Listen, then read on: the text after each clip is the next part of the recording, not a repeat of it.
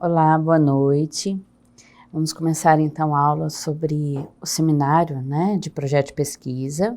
Eu sou a professora Eliane Fernandes, responsável por essa unidade, e conto aí com a ajuda da doutora Adriana. Eu sou a Adriana, eu irei acompanhá-los na orientação do TCC juntamente com a professora Eliane. Isso. Então, o trabalho nosso em conjunto, tá?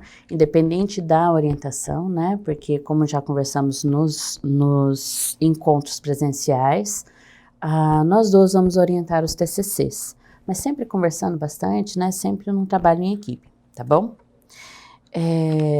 Para começar, né? Começar bem, eu vou mostrar aí para vocês uma fala eu trouxe um pensamento do professor Daisaku Ikeda, que ele vai dizer então que onde existe o desafio, há avanço. Onde existe desafio, há esperança. Onde existe desafio, há alegria. Onde existe desafio, há felicidade e há vitória, né? É importante a gente pensar em TCC dessa maneira. Então eu não poderia, eu gostaria, eu deveria. Eu fiz um TCC da maneira como eu deveria, de uma maneira que eu possa me orgulhar depois do trabalho bem feito, em parceria, tá? Pessoal, como nós já vimos nos encontros presenciais, é importante que vocês tenham delimitado o tema de pesquisa, né? Então, nós já falamos bastante sobre isso, né, Adriana? Já.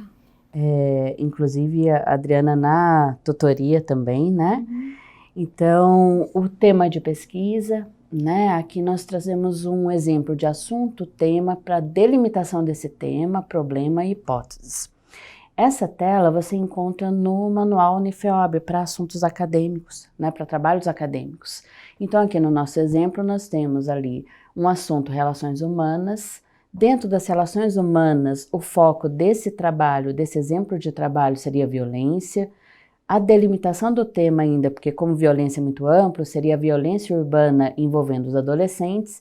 E aí o problema, o que é que você quer descobrir dentro desse assunto, dentro desse tema de violência urbana envolvendo os adolescentes? Aqui nesse exemplo seriam quais as causas da crescente violência urbana envolvendo os adolescentes como atores e como vítimas. Algumas hipóteses, né, que você vai levantar para responder essa sua questão, e aí depois, então, você vai fazer todo um trabalho de pesquisa, pesquisa bibliográfica ou pesquisa de campo, né, estudo de caso. Aí a maneira como você vai pesquisar vai ser aquela mais adequada para você descobrir a resposta para essa pergunta. E você vai descobrir se alguma das suas hipóteses estão validadas ou não, tá?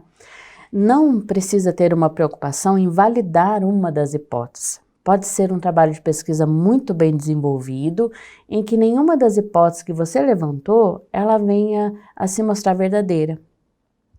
Dependendo da sua pesquisa, você descobre uma outra, né, possibilidade que ainda não tinha sido pensada, tá? Mas é importante você ter essas hipóteses, porque é o que vai mostrar o caminho de pesquisa que você tem que seguir.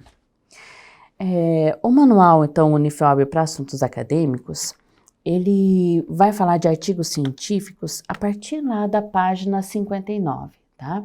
E aqui algumas questões bem básicas do trabalho, do artigo. Então, ele precisa ser impresso no papel sulfite branco ou reciclado, né, tamanho A4. A impressão é em tinta preta. Se houver ilustrações, podem ser coloridas, preferência para o uso apenas do anverso da folha. Se você optar pelas duas, né, verso e anverso, você tem que prestar bastante atenção aí na formatação das margens, porque a formatação das margens, elas são diferenciadas. Eu vou mostrar aqui para vocês. As margens, a superior, né, e a esquerda, elas são maiores que a inferior e a direita. Por quê? Porque normalmente quando a gente vai encadernar o trabalho, a encadernação se dá ou na parte superior ou na parte esquerda. Por isso ele tem 1 centímetro a mais, né? Justamente para essa encadernação, tá bom? E ali uma maneira de você fazer isso no Word. Então você vai clicar lá na barra de tarefas, layout da página, configuração da página, você vai achar as margens. Coloque aí a numeração e você já vai ter formatado todas as páginas do seu trabalho, tá? A fonte utilizada para o artigo científico é a Times, tamanho 12, normal, sempre em parágrafo justificado.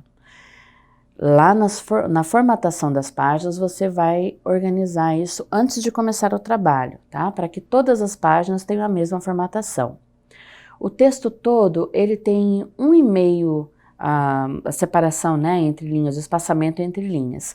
Você só vai deixar o espaço simples quando for citações com mais de 3 linhas, as notas de rodapé, as legendas das ilustrações, tabelas ou gráficos e as referências no final do trabalho, tá?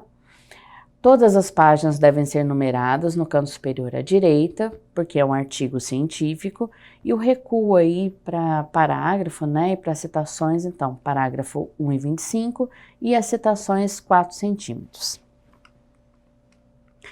O artigo científico, diferente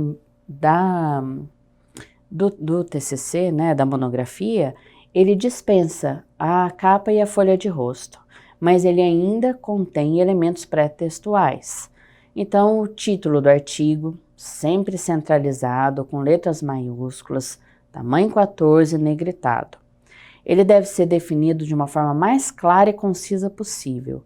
O título é realmente o resumo do seu artigo, né? Ele tem que, assim que o leitor ler o seu título, ele já deve saber sobre qual assunto você está pesquisando.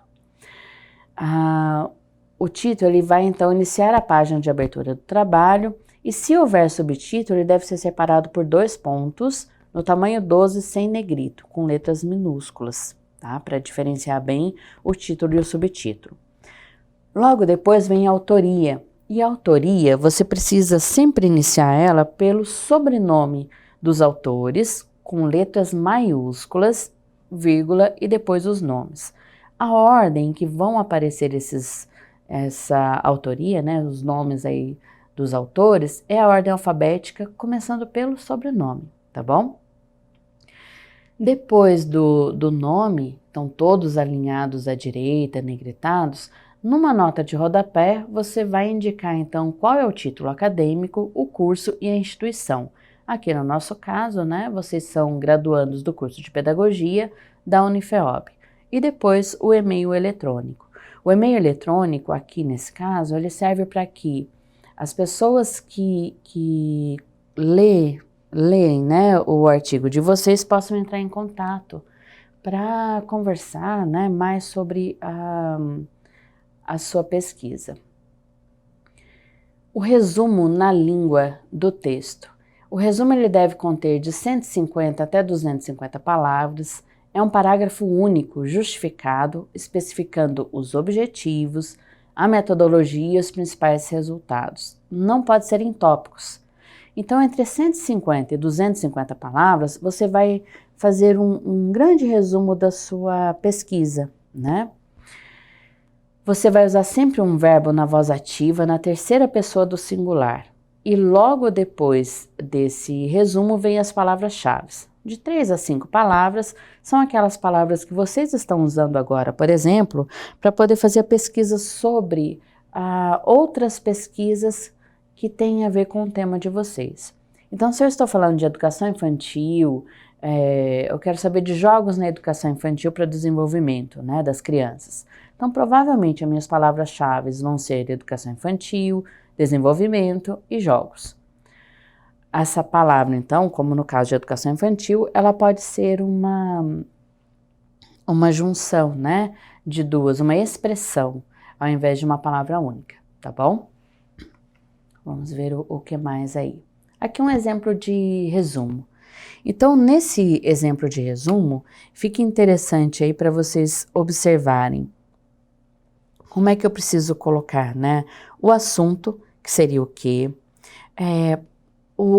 para quê, né, daquela pesquisa, qual o objetivo da pesquisa, Também precisamos ver aí os resultados alcançados e as conclusões desse trabalho. Tudo isso já aparece no seu resumo, de maneira a deixar o leitor ciente do que é que ele vai ver, o que é que ele pode esperar daquele artigo. O texto, né? Nós vamos ter então as partes. O artigo ele é separado em pré-textos, texto e pós-texto, assim como na monografia. O texto, eles são de fato as partes principais da sua pesquisa, onde você vai expor aí o conteúdo essencial, as ideias, as informações mais importantes. Ele vai ter a introdução, o desenvolvimento e a conclusão. Essa introdução é uma parte inicial, onde você vai mostrar de uma maneira um pouco mais detalhada o que você já disse lá no resumo, tá? Mas de uma maneira mais detalhada, né? Quais os elementos aí para esclarecer o tema do artigo. O desenvolvimento é onde você, de fato, vai expor aí de uma maneira ordenada, detalhada, todo o assunto tratado. Se precisar de tabelas, de gráficos, de ilustrações, todas elas vão estar no desenvolvimento. Nem a introdução, nem a conclusão contém esses elementos gráficos, tá? E a conclusão, então, a parte de fechamento, onde você vai mostrar se você alcançou aí os seus objetivos, quais as hipóteses foram validadas ou não, e algumas recomendações que você julgue necessárias. Por exemplo, se você fez uma pesquisa onde a parte, o estudo de caso, né, ele foi muito limitado, você pode sugerir, então, que para generalizar, né, o que você encontrou na sua pesquisa, é preciso fazer outras pesquisas mais aprofundadas, por exemplo, seria uma possibilidade, tá? Então, de uma maneira mais detalhada, o que vai constar aí nessa sua introdução? Vamos dar uma olhada ali, ó. A área de pesquisa, delimitação do tema e da importância, a situação, né, a pergunta aí que você pretende solucionar, a justificativa, por que é relevante a sua pesquisa, né? Por que os leitores deveriam investir o tempo e energia lendo a sua pesquisa? Os objetivos, as hipóteses, a metodologia e as principais referências. Então, se você tem autores de renome na área de pesquisa, é aqui que você vai citar. Não precisa citar todas as referências, todos os autores que você leu, né? Seja livros, artigos, vídeos, enfim. Mas aqueles que têm renome na área. Um exemplo seria aí para letramento, se você usou a Magda Soares, deveria usar, né? Porque aqui no Brasil é uma referência. Então, na introdução, você já vai dizer ao seu leitor que você usou ela como referência. Mesmo que você não vá desenvolver as ideias de acordo com as pesquisas da Magda Soares, né? Mas você precisa sinalizar para o seu leitor que você reconhece, né? As pesquisas da Magda Soares, que é o nome sobre letramento aqui no Brasil, tá bom? Vamos olhar, né, de uma maneira mais detalhada aí o desenvolvimento. Então, o momento de análise, né, mostra a produção dos novos conhecimentos. E aqui é importante a gente conversar um pouquinho mais, porque o trabalho de pesquisa do artigo científico é um trabalho de autoria. Não é possível você desenvolver um artigo científico, um trabalho de conclusão de curso, só com ideias de outros autores, né, Adriana? Essa é uma dúvida muito grande entre os alunos, né? É preciso que você pesquise, sim, o que outros autores já, né, elaboraram sobre o tema, mas é preciso que a sua parte, a sua ideia sobre isso, a sua relação entre essas outras pesquisas esteja muito clara no texto.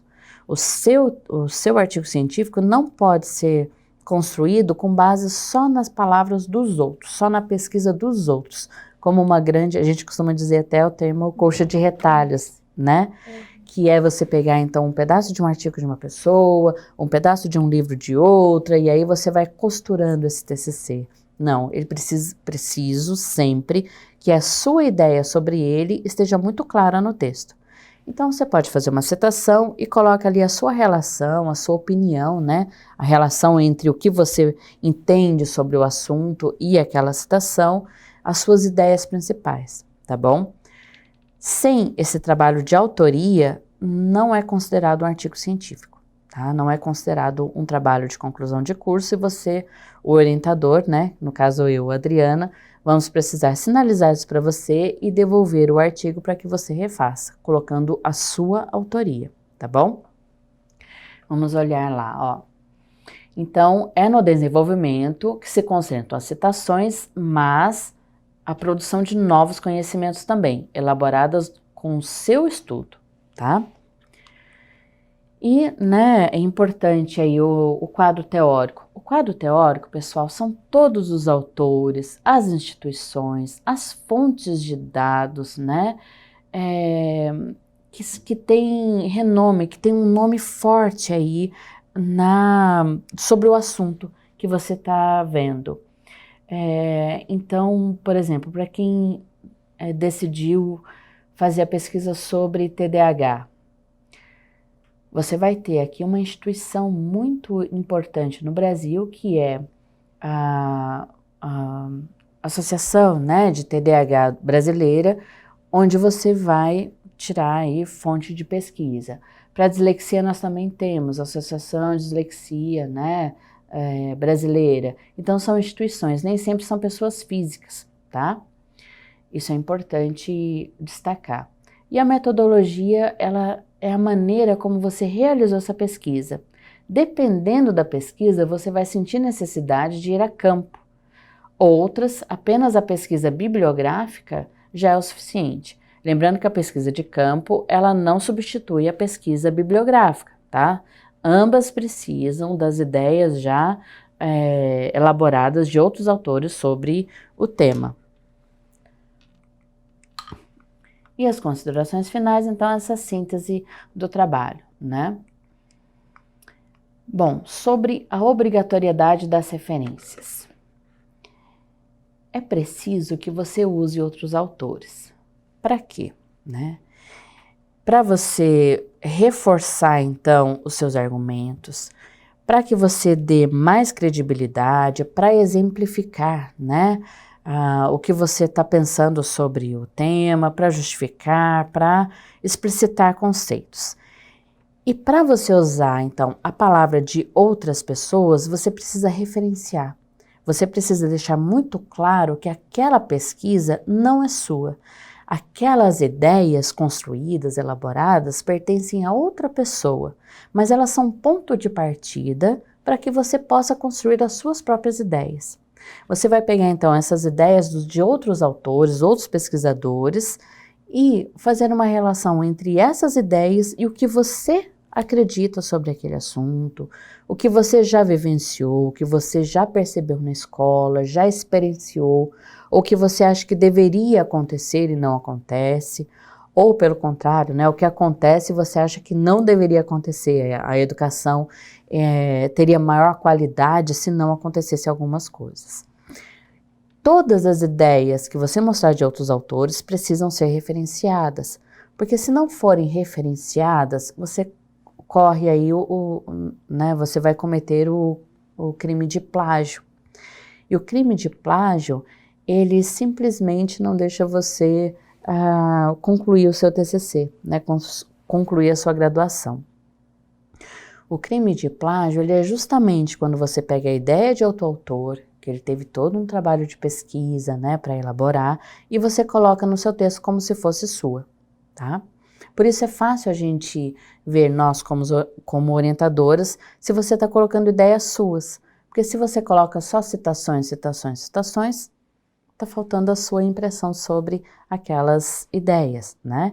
E se você não referencia, você então está cometendo crime de plágio e aí você anula o seu trabalho de pesquisa. Não é considerado um trabalho de pesquisa, tá bom? Para você fazer essa referência, existem várias maneiras. Vamos dar uma olhada aqui em alguns exemplos que estão lá no manual, tá? Olha aqui. A citação indireta. A citação indireta é uma chamada, ela também é chamada conceitual, né? Ou citação livre. É quando você vai fazer uma paráfrase sobre um trecho de uma obra. Para fazer uma citação indireta, o autor do trabalho usa suas próprias palavras, mas deve respeitar fielmente as ideias do autor. Como é que funciona isso? Você vai dizer, então, que no nosso encontro presencial, a tutora Adriana orientou os alunos para que todos fizessem, né, tomassem cuidado aí para não cometer o plágio, ou seja, eu estou me remetendo a uma ideia da Adriana, mas não exatamente com as mesmas palavras dela. Por isso a gente chama de citação indireta. Embora eu esteja usando as palavras dela, mas não estou citando, embora eu esteja usando, desculpa, as ideias dela, não estou usando exatamente as mesmas palavras, tá bom? Mesmo assim, eu preciso dizer que essas ideias são da tutora Adriana, tá? E aqui nós temos um exemplo, né? Nós podemos fazer também a citação direta, que aí sim, todas as palavras, é uma chamada literal textual, feita por cópia, né, das palavras exatamente transcritas do original. Então, aqui no nosso exemplo, a gente mostra até entre aspas, né, conforme a CIS, e aí eu vou colocar o ano da obra, a página de onde foram tiradas essas palavras, essa citação, no caso aqui 83, e vou colocar a citação exatamente como está escrita no original, então é uma cópia. Na citação indireta, eu não tenho a página, só a data da obra, justamente porque não é uma citação literal, tá? No caso anterior, a citação é bem curta, né? Então, eu vou fazer justamente uma citação direta na mesma linha. Eu não preciso fazer um recuo, como é o caso aqui, né? Uma citação, então, de até 3 linhas, ela faz parte do corpo do meu texto. Diferente dessa citação que mais 3 linhas, onde eu preciso fazer um recuo. Então, ali, né, no nosso exemplo, como afirma Diegues, e aí eu vou colocar com letra tamanho 10, né, a fonte 10, um espaçamento simples e um recuo de todo, não tem parágrafo, vocês podem verificar aí, não tem parágrafo nessa citação, ela inteira segue um espaçamento, né, um recuo de 4 centímetros aí da margem esquerda, tá?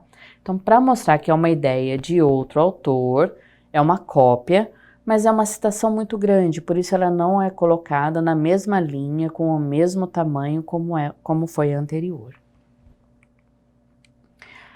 Citação de citação. Essa é uma dúvida muito comum, né, Adriana? Então, quando você está lendo um texto e dentro desse texto o autor se refere a outra pesquisa, você precisa, se for usá-la, mostrar que você não leu a obra original, né?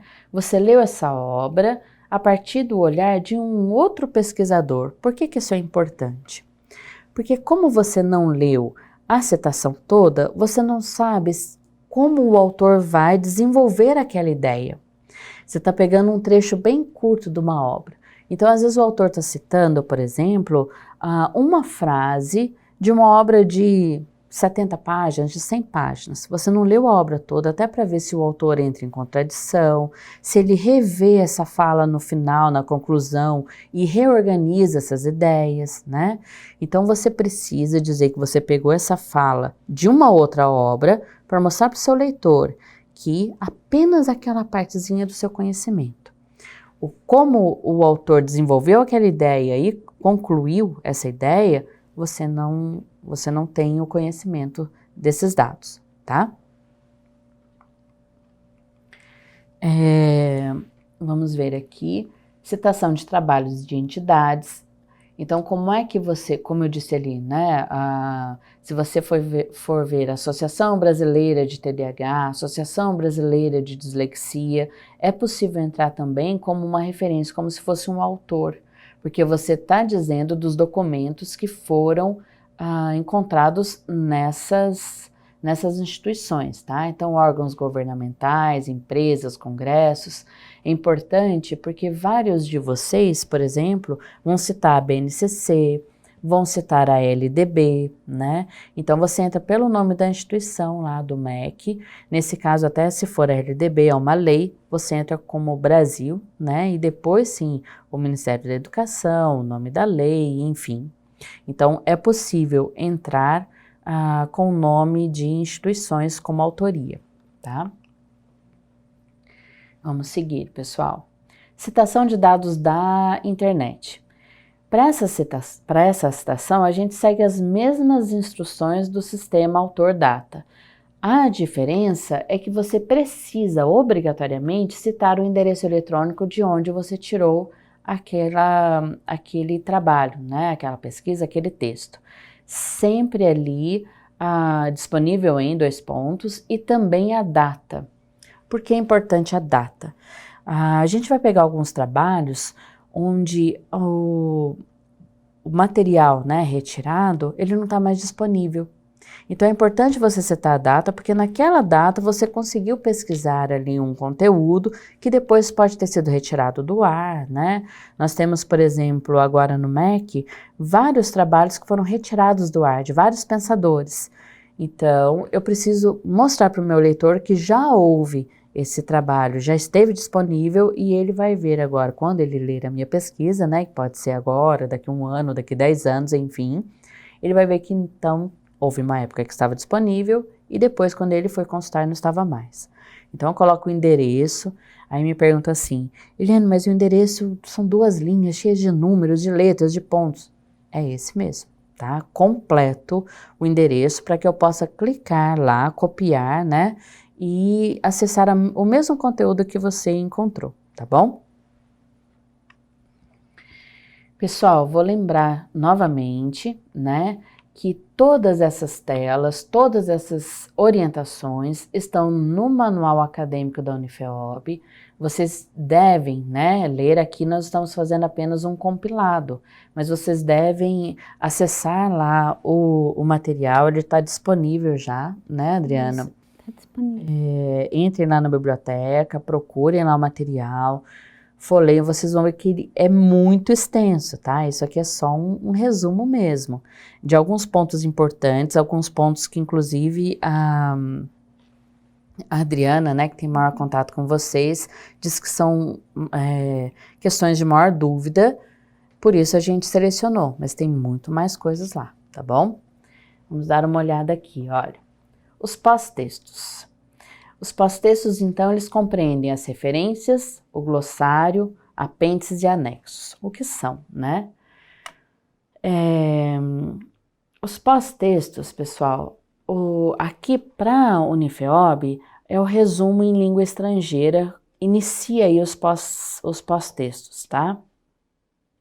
Esse resumo em língua estrangeira, normalmente ele é feito em inglês, né, que é a língua aí mais comum. Mas ele pode ser feito em francês, pode ser feito em espanhol, tá? Normalmente em inglês, mas é possível fazer em outras línguas, se você domina outras línguas, não tem problema. Você vai pegar exatamente o resumo que você já colocou lá no início e transcrever para a língua inglesa, ou né, francesa, espanhola. Muito cuidado, precisa ser um profissional capacitado. Se você não tem, né, se você não tem bem desenvolvida essa escrita na língua estrangeira, precisa da ajuda de um profissional na área. Não usem o Google Tradutor, porque o Google Tradutor vai fazer uma tradução aproximada, somente aproximada. Ela não é pontual, ela não vai fazer as observações aí na gramática, na concordância, né? Então, o seu texto em outra língua pode ficar bem estranho, tá? Pode não atender à expectativa, não cumprir o objetivo dela. A mesma coisa as palavras-chave. Então, exatamente da maneira que você tem um resumo na língua portuguesa, seguido das palavras-chave, você vai fazer da mesma maneira para a língua estrangeira da sua escolha.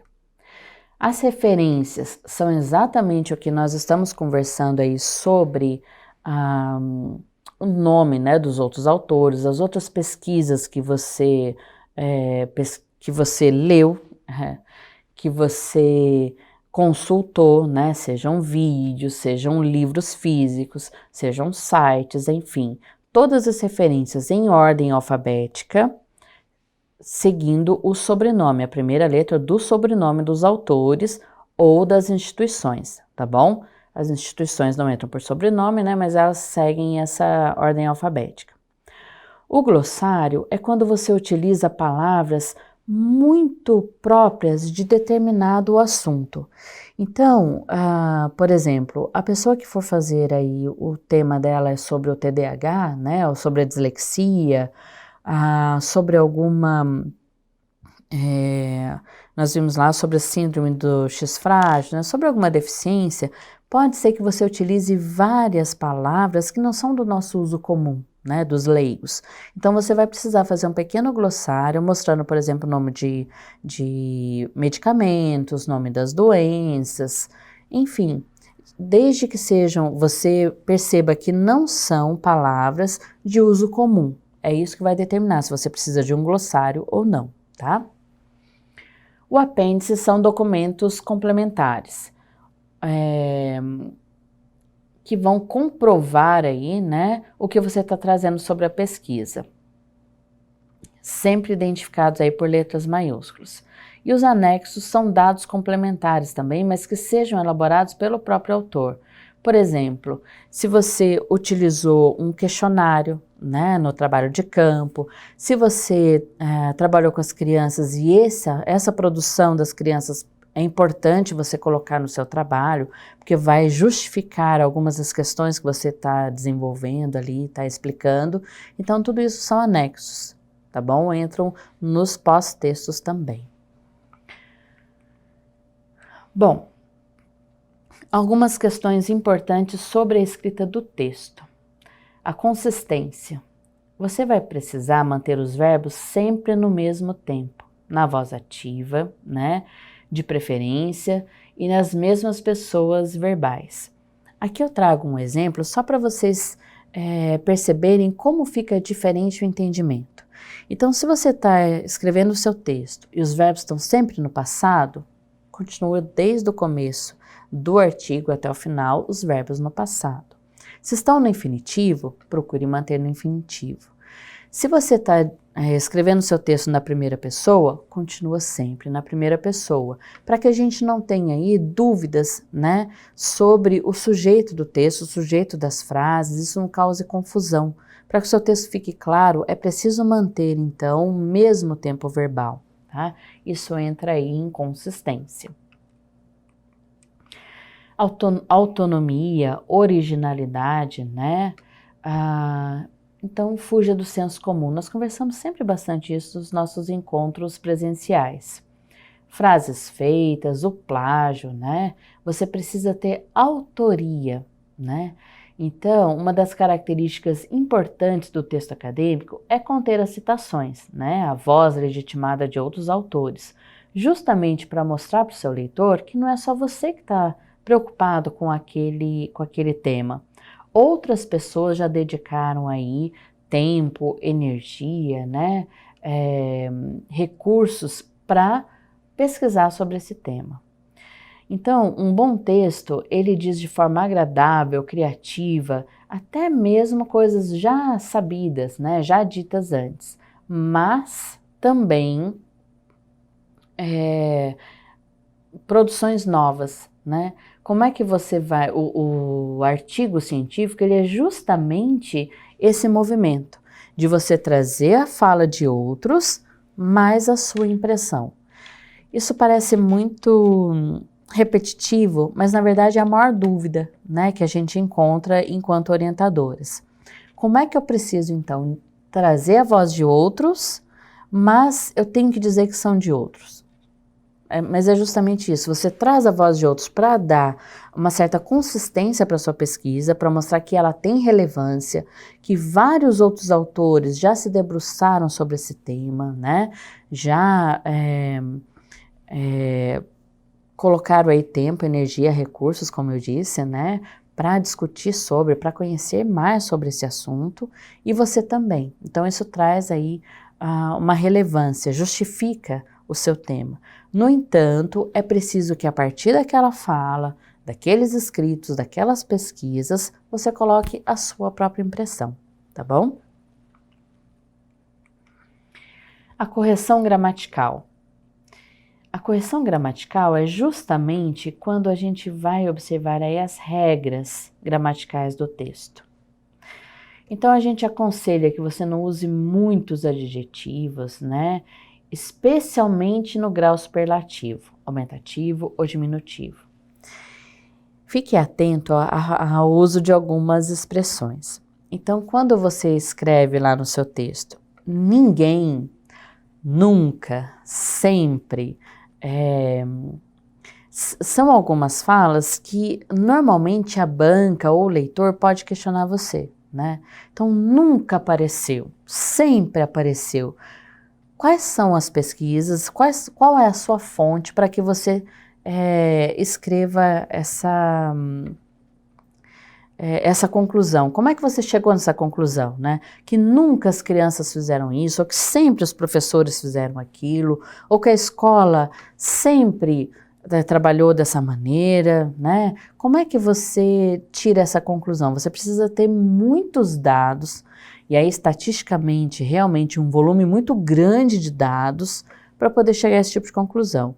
Então, a nossa orientação é para que você não use esse tipo de palavras se você não tiver, de fato, uma pesquisa que vá dar aí consistência para essas afirmativas, tá? Fica muito frágil no trabalho. É fácil da banca ou do leitor perguntar para você, como é que você tirou a conclusão? Né? Porque eu conheço uma escola, ou eu conheço uma criança ou uma professora que trabalha diferente. E aí o seu sempre ou o seu nunca já caem por terra, tá? Não é um argumento indicado para artigo científico. Além disso, as regras de ortografia, de pontuação, de acentuação, de concordância, regência, colocação pronominal, elementos de coesão, todos devem ser respeitados. E aqui também vale uma orientação importante. Os orientadores, no caso, eu, professora Eliane, e a tutora Adriana, nós não temos responsabilidade sobre essa correção ortográfica ou gramatical, tá? A nossa orientação, ela está muito concentrada na elaboração do tema, na construção da sua coerência de ideias, né? Então, mais na parte estrutural. A parte gramatical, normalmente, tá? E aí não é só para TCC, que é na graduação, mas também para mestrado, para doutorado, para pós-doutorado, né? Normalmente você recorre ao serviço de uma pessoa especializada. Pode ser um professor de português, né? Pode ser uma instituição que faça esse trabalho, né? É um trabalho normalmente pago. Tá? Mas não cabe ao seu orientador. Por mais que o seu orientador, uma hora ou outra, faça, né, um apontamento no texto, né, indicando para você que uma ou outra frase estão fora de contexto, não estão observando aí a concordância verbal ou nominal, esse não é um trabalho do orientador, tá bom? Precisa ficar bem claro isso. A concisão, né? Então, frases muito extensas, elas podem prejudicar aí a maneira como o seu leitor vai interpretar o texto, né? Então, o fio do raciocínio se perde, né? Deixa as ideias do texto aí confusas. Então, é muito preferível, né, que você faça frases curtas, onde o sujeito e o predicado estejam próximos.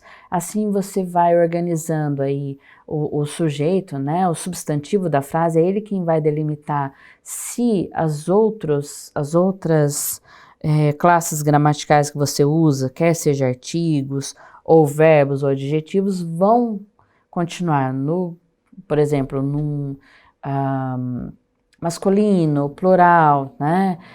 Passado, presente, enfim, é isso que a gente vai chamar de concisão, tá? Então, todos obedecendo a mesma organização, a mesma estrutura, ok? objetividade, né?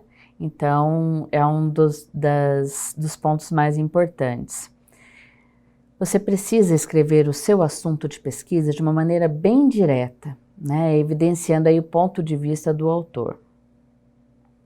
Quando você trabalha termos repetitivos, né? Estruturas repetitivas, palavras repetitivas, isso pode deixar o texto muito confuso e a sua ideia não fica clara para o seu leitor.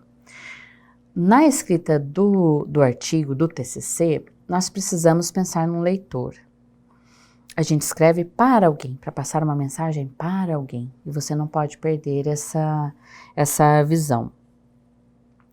Quando você for escrever o seu artigo, embora você tenha lido muito, você tenha visto muitos vídeos, você tenha a sua experiência na escola, né? A sua experiência com crianças, com professores, mas o seu leitor pode não ter esse conhecimento prévio. Então é importante você pensar num leitor que ele não conhece nada sobre o assunto, nada. Ele não sabe como que acontece, né, como se desenvolve esse tema escolhido por você na escola. Ele não sabe como é o processo de desenvolvimento da criança, o que é um processo dito normal, né, ou o desenvolvimento de uma criança que tem alguma deficiência. Ele não conhece o que é didática, né? Práticas pedagógicas. Então você precisa pensar num leitor que desconhece o universo do qual você faz parte. Assim você vai perceber quais os pontos da sua pesquisa precisam ser mais esclarecidos e quais que podem já seguir, né? Uma pessoa que tem o senso comum, como é que ela vai ler o seu texto, tá bom? Bom, estamos finalizando, né, o trabalho de conclusão de curso, as primeiras orientações, né? Ficamos aí disponíveis, né, para outras dúvidas, especialmente a tutoria, né? Entre em contato conosco e aí uma equipe, né, a gente procura dar aí todo o suporte, todo o apoio que você possa precisar. Além dessas aulas, dos nossos encontros presenciais, vou repetir, né, ressaltar, você precisa ter contato com o Manual Unifiob para Trabalhos Acadêmicos. Nele está muito mais detalhado essas questões.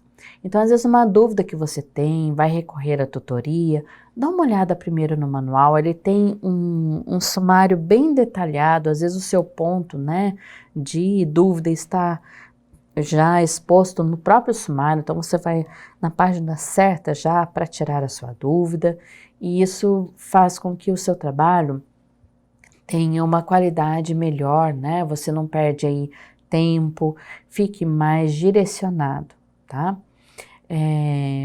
Mesmo assim, né?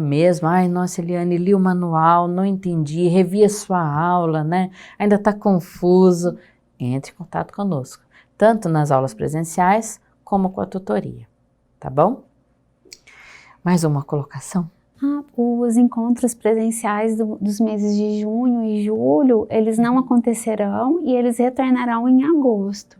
Isso, nós esquecemos de uma parte importante, né? As férias docentes, né? Precisamos todos descansar também, né?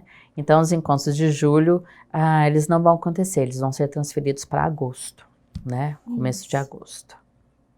É isso? Então, bom trabalho, boa pesquisa, né? Estamos aí atentos. E um outro ponto importante também, quando vocês começarem a entregar o trabalho, né, o artigo científico para orientação, vocês vão ver que eles vão ser sempre reorganizados, sempre com uma dica ou outra, nós vamos devolvê-los para vocês, né? Então, o trabalho de orientação é bem um leve trás, né, Adriana? Isso. Vocês escrevem bastante, mandam pra gente e a gente vai tentando reorganizar, justamente tentando focar nessa visão desse leitor leigo, né? A nossa função é mostrar para você justamente onde é que o seu texto está frágil, onde é que o seu texto deve ser mais esclarecido, onde é que você está se repetindo muito e pode ser mais conciso, né? Esse é mais o trabalho de orientação. Então fica um leve trás mesmo, vocês escrevem, mandam pra gente, a gente reorganiza, tira uma parte, pede para escrever mais, né? devolve, vocês escrevem de novo, a gente relê e assim a gente vai construindo um trabalho que a gente tenha realmente orgulho aí no final, a gente se sinta realizado com ele, já que a gente vai dedicar aí 1 ano de vida, né? Agora já meio semestre só, né? Já começando, já faz um tempo. Então, que a gente tenha orgulho desse trabalho, né? Que a gente queira realmente publicar, né, essas ideias, que seja um trabalho bem desenvolvido, tá bom? Estamos à disposição então e até o nosso próximo vídeo, nossa próxima aula, bons estudos, boa pesquisa, né? Até mais. Até mais.